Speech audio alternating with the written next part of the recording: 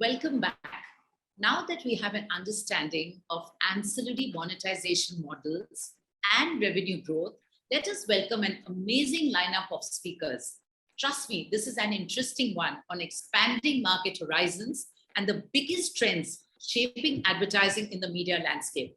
It is my absolute pleasure to welcome Vikram Shah of Group M leading this session. Welcome, Vikram. Thank you for doing this for us. Thanks, Rajika. Just to, as we know that, brands with that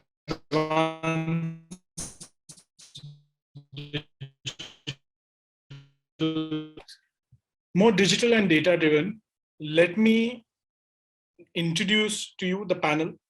We have a very interesting panel here, starting with Sumanta Sengupta from Gamecraft, Prabhakar Tiwari from Angel Brokering, who is now known as Angel One. So they were Angel Brokering, now is Angel One. Kunal Bharadwaj from Upstocks, and Ram Lingam Subramaniam from CoinDCX, fondly known as Ram. Hi guys, welcome. Yeah. Thanks, Vikram. Pleasure to be here. Yeah. I hope all well. Yeah, all good. Thanks, Vikram. So let me start the session. Let me start by on a lighter note before we go into the grinding.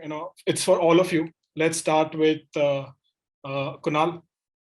With the rising trend in the streaming viewership, do you feel OTT will take your brand over the top? I think that's a definite possibility. The way I look at it, there was about 10 years back when we were all on Orkut and Facebook came, we were asking each other the same question. Yeah. And now OTT is the youngest player on the block. And I think as a medium and as a tool in the hands of the right marketer and the right advertiser, I think it has the potential to overshadow the other mediums. So most definitely, yeah. How about you, Ram? What's your thought on that? So yes, definitely, it is very. It has a very good future. There's a lot to be done, a lot to be improved. Not all platforms are similar, so there's a lot of stuff that needs to be done. But if I look at the opportunity that OTT provides in terms of segmentation, in terms of the various collateral styles that are possible, I feel that if as Kunal pointed out, right now it's largely dependent on the marketeer, but I feel OTT will pick up and offer a lot more in the times to come. That's good to hear. How are you, Samantha? I mean, you are the gaming guy, so for you, how does it? Right. So basically, when as people move on from appointment-based viewing to, at the television, traditional television, which is appointment-based viewing, to viewing at your own convenience. So, you can look at different segments of viewers that are viewing, your content or consuming your content. So you can strategize accordingly. It is not that, as a soap. So when you look at television data traditionally, a soap opera, which is being watched by the women of the house and men sitting there getting bored, and but they still get counted in the numbers that we see. So you will suddenly see there are the huge men viewership in the soap operas. So that kind of data discrepancy is a very difficult thing for a marketer to deal with. I can see all my friends smile on that one. So I think OTT is going to solve a lot of those challenges, and it is going to make it easier for us to reach our right target. And then as the technology grows and as we become more and more adept at using this technology as marketers. So that's my thought. So Prabhakar, I can call you PT, right, Prabhakar? Yeah. Thanks, Vikram. So very, very interesting comment from Sumanta, and just to take that forward, it's like, earlier the TV was known as a blue box, so, and people were known as a couch potato. And, but look at the smartphone generation, and the OTT. So OTT is for smartphone generation, which is much more smarter. And as some of the other speaker also spoke about that, it's far more measurable. The media fragmentation was a reality even in the era of TV dominance, and this fragmentation can be felt much more in the era of OTT. We have seen humongous success with OTT in last 2 years at Angel One, starting from Hotstar to MX Takatak, to even TikTok initially, and then Roposo, and so there's no end to it. And we particularly find pleasure in the fact that it's highly measurable. And thanks to programmatic channels nowadays, you can actually track TV viewership and OTT viewership in the same dashboard, and that makes for very exciting times ahead. So following up to that, PT, I will just ask you a question because you are the oldest brand here. I mean, the youngest Thank you. being Ram and not you as your brand, but Ram and Sumanta being, and Kunal is somewhere in between. So you have seen best of both the worlds. When y'all were angel brokering, y'all used to work on a traditional media. Now you are in your new avatar as Angel One. We have seen you transition. So how the coexistence of television and OTT today fit into your media plan? Yeah. Thank you for giving me a compliment of being the oldest guy around. And it's not just the brand Angel Broking now, which is Angel One. So I cut my teeth with brand Parachute way back in 2004, when Parachute coconut oil brand was 1,000 crore brand, and we used to look at the entire market as media dark, media light markets. And traditionally, the Bihar, UP markets will look like as a media dark market. So I started my career, there. So today, when I look at angel broking history, even the last 3 years I was with this brand, I can clearly see that we were very heavily dependent on TV channel, particularly business channels. As we started focusing on discount broking as a model, because our earlier history was percentage commission model, we were very very cautious about our media spends, and we wanted more measurability. And with TV, there were restrictions. Despite brand track, media dipstick, there were still restrictions, and doing a one-to-one correlation, or even attributing the business impact, even short-term or medium-term, to TV was difficult. I find great pleasure in the fact that once we started OTT using digital media a lot, I had no difficulty going back to my business head and asking for more budget, because I can now clearly see a correlation between my media spends and what's happening to my performance marketing efforts, to my brand metrics. So and now everyone in our management really understands that with measurability, scaling is not a problem at all. It's not the matter of spending, it's a matter of attributing where the spends are going and how the business is getting impacted because of it. So at Angel One today, we are highly a digital savvy company, and we take our metrics very very seriously. We have multiple attribution model, we have multiple programmatic platform, and we are very happy and very conversant with these reality of TV and OTT coexisting. Got it, guys. So we will see more of OTT spends on Angel One than TV in the future. Yeah, already happening. If you're tracking us, already happening. Yeah. Okay, thanks. So Kunal, and I think this question's for Kunal, but I think Ram and Sumanta, all of you can chime in because it relates to your business also. How do you leverage OTT in your marketing narrative, and how do you fit it? Because I know that bottom funnel is important for all your businesses, while top funnel is for more of brand recall. What role does OTT play in the bottom and the top funnel scenario? I think that's one of the questions that as marketers we are asked in every board meeting. So thank you for asking that question. I'm very some future practiced in answering that one. Look, I'll be very frank in this, and I don't know if my colleagues will agree with it or not, but OTT still has a long way to go when it comes to helping on the bottom of the funnel.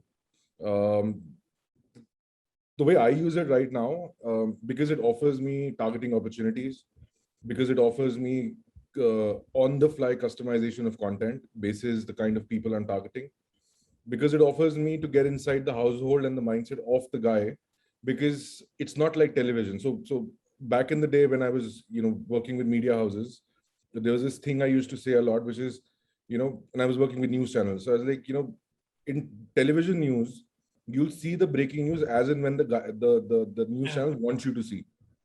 In newspaper, you will have a 24-hour lag to see that news. But in digital, because if you're interested in that topic, you can see it immediately, right? Yeah. Now, what this platform allows me is to look at the kind of programming these guys are doing and target the mindset of the guy that I think that programming will attract most. So, for example, we are an out-and-out youth brand, right? Yeah. And I'm going to look at programming across OTT players where I know for a fact that there'll be a huge congregation of youth. But to answer your question and coming back and dialing back to that thing is, so far, I'm only using OTT for awareness because it does not give me does not allow me to leverage bottom of the funnel. So the non-clickable ads, I can't take them for a consideration. I can't take him to a trial. But I think that's the future of OTT. I think that's what will make it, and which is why we are crazily experimenting on these platforms. Because the moment that sort of functionality comes in, we want to be the first player to leverage it. Got it. Yeah, I agree there. I also started saying that there is a long way to go. Okay. But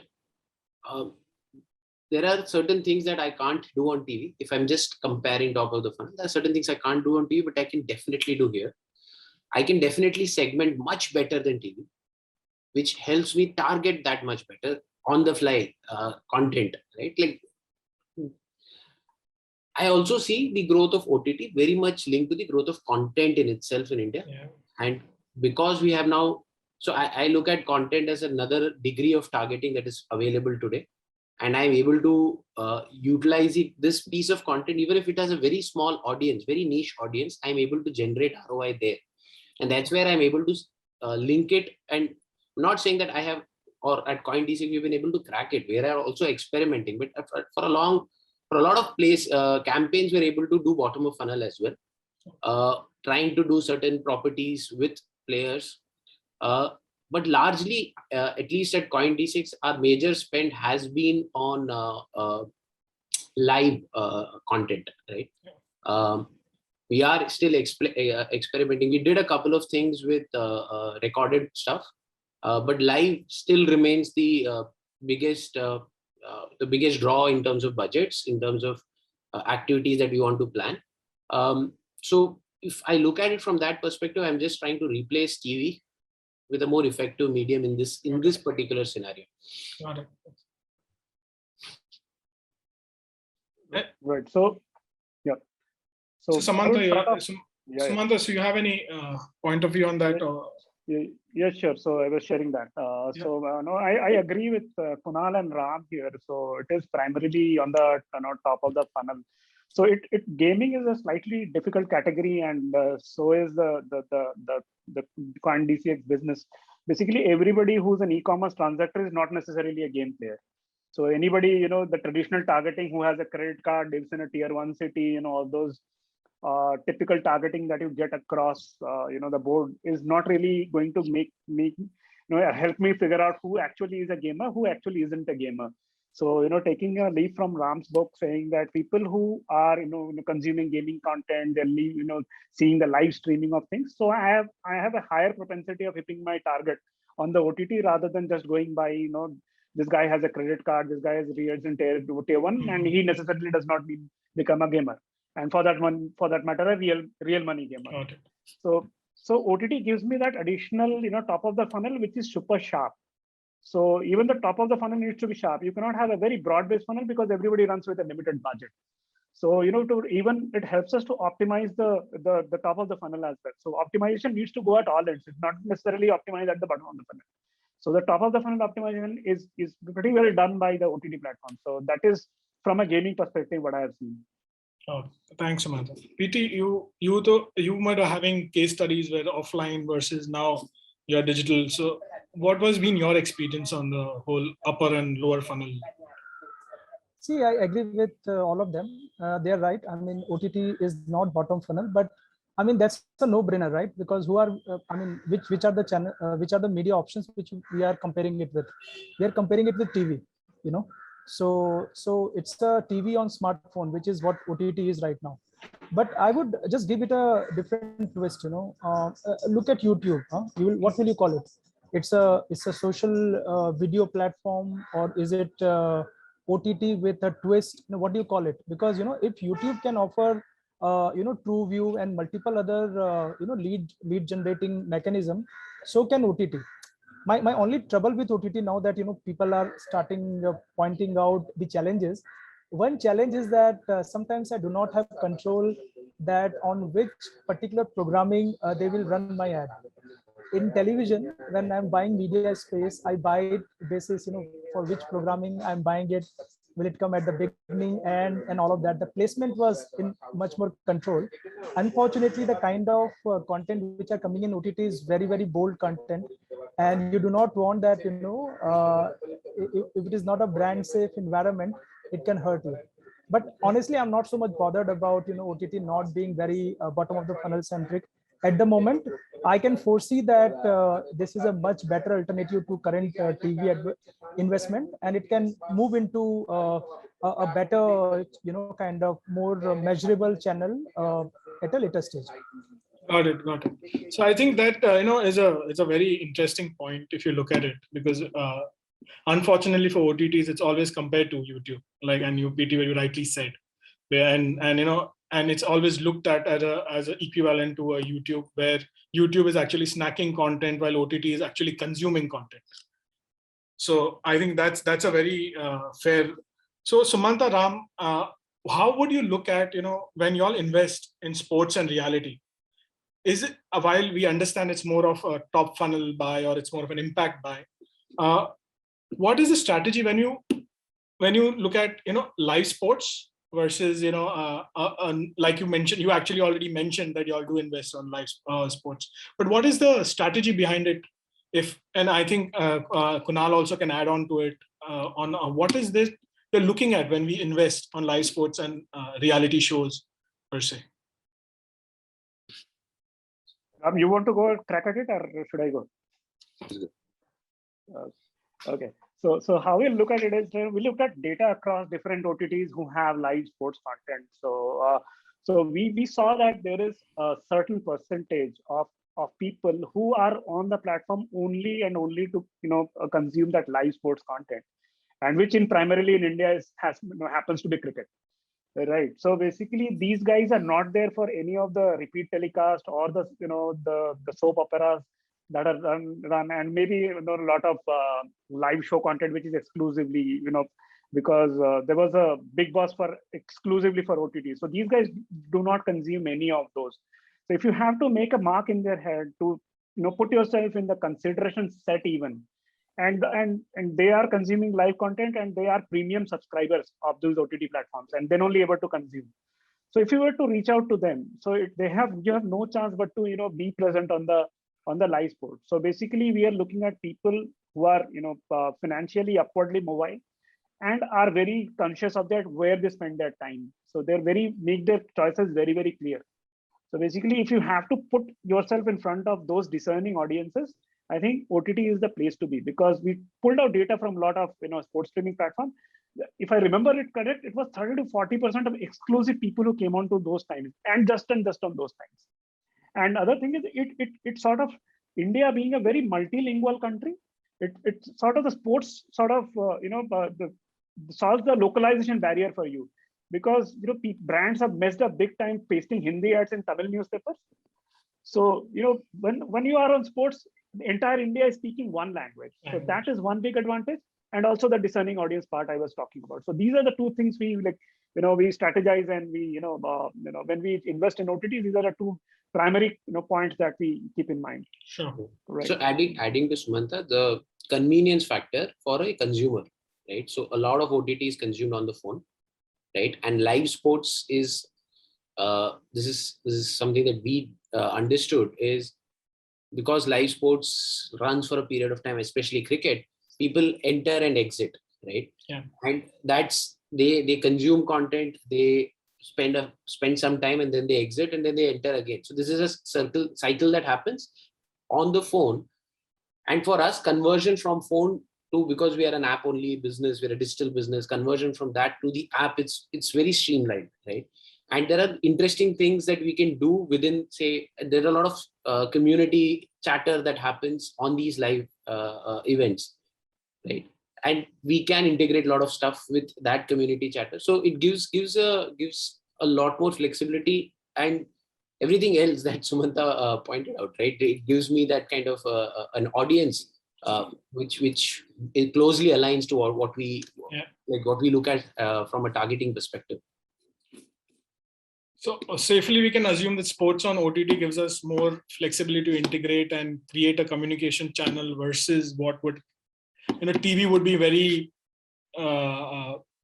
very bordered, I would put it. I think. But where else is what? Where else is advertising today? Yeah. Largely it's on live. Live, yeah. No, I just wanted to chip in here and just add on to what these guys are also saying. Look, so one thing is for sure that the only time you can spot an Indian is at a cricket match.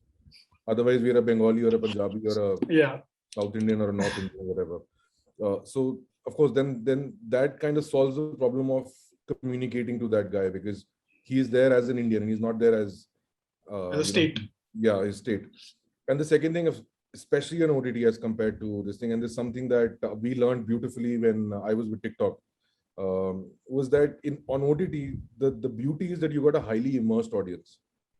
And that immersed audience, if you can give them, or if you can talk to them in the language that they want to speak and they understand, while you're pushing your agenda, and like Ram said, then the integration and everything is seamless, because they're already there in that environment. Got it. Yeah, so I think we have another 5-7 minutes. So to conclude, I would just ask each one of you, what is that, as brand custodians or the brand owners for your respective brands, what are you expecting from OTT platforms today or in the near future? And I think Ram, you can go ahead, start the. Sure. So OTT, in my opinion, is in the right track. It, however, does need a lot of standardization for us to spend and optimize much better. I still feel a lot of work is being done on the brand's end to extract the output from an OTT platform. I would and I'm expecting and seeing how other channels have evolved. I think that will also improve. But I still feel some level of standardization, some level of technology development on OTT is still required for us to use it and basically claim it's the big channel that we are all thinking it would be. Yeah, Kunal? Hey, so look, for me, OTT is a great tool as a marketer, right? The way digital used to be a tool for us when it started off. And I still remember there was a time when, and I was in advertising at that time. I think I was with Madison or Lintas. No, not Madison, sorry. I was with Lintas or Havas or something. And half of the marketers used to say, digital pe kuch karo. Do something on digital. And nobody knew what to do, Yeah. So I think OTT is in the same space right now. It's an evolving tool, and I will call it a tool because that's what it is at the end of the day. It will, I think, so the pros of the OTT is with the kind of technology, for example, a CTV is coming in right now. Yeah. If the technology can evolve and help a marketer get the bottom of the funnel, transactions done, then this will be the thing that marketers of the future go for. Otherwise, it will die a natural death. The way I look at it. If I'm not making money out of it, I will not spend on it. So end goal, always ROI comes, is the key. Absolutely. PT, what are your thoughts, please? Yeah, so basically I have 3 clear-cut expectations from OTT. So the first one is, more precise regional targeting. Why do I say that? Because we are in digital business. We know that 90% of our customers for Angel One are coming from tier 2, tier 3 cities, and more customers will come from regional market. So reaching to Hindi or English customer is no brainer. It's a precise targeting of the regional customer. That's a requirement. So that's where I would like to see OTT to kind of do more innovation. Okay. Second part is that OTT apps are in a wild run to acquire more customers, they have not really innovated a lot on the biggest advantage of smartphone, which is interactivity. What can be done with that interactivity? I'm not seeing any innovations there. And so that's something that I would like to see from OTT channels. And the last bit is in terms of the something I have already said is about brand safe environment. I know it's a very adult content or bold content in OTT. As a brand, you don't want to be seen in a light where customer is in a very different mindset. So maybe if I can have more control on exposure, in those OTT channels, that will be great. So these three expectations from OTT channels. And Samantha, over to you. What are your thoughts? Yeah, so basically I'll chime in with Prabhakar, PT, saying that brand safety is a big concern right now, because you're not able to select which program is your brand getting associated with. Second thing, you will need more transparency in what kind of targeting options, where is my campaign performing better, where is it not. It's sort of a lot of black box environment that we are operating in right now. So as the OTTs, figure out, they will be building in more transparency. And third thing, in ease of use, because currently what you feel is like, if you need an OTT, you need to have a video content. But just investing in video content, in a very short period of time, but your video production cost should not be more than in media cost. At times it happens that you have a very short burst campaign, and you go to the video creators and say the budget of the video content is more than the budget that you're willing to spend. So there should be more self-help options where people can create content on the go, like 3 clicks, and you should be done with the content creation. So these are my 3 clear expectations from OTT going forward. I think that's a good thought, and I think we are on time. So thank you, gentlemen. It was an honor. And as an agency folk, which I'm sitting here, it's giving me a lot of thoughts also when I speak to my teams internally.